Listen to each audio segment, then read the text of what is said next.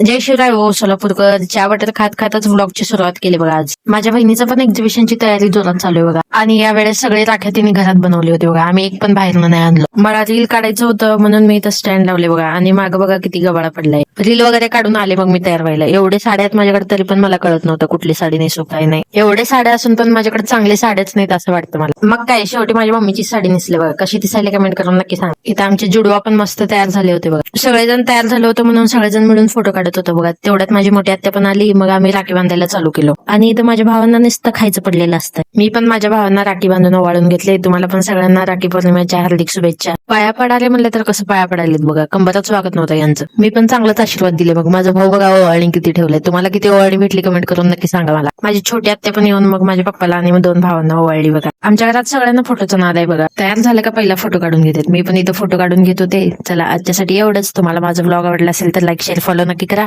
भेटू पुढच्या ब्लॉग मध्ये. बाय.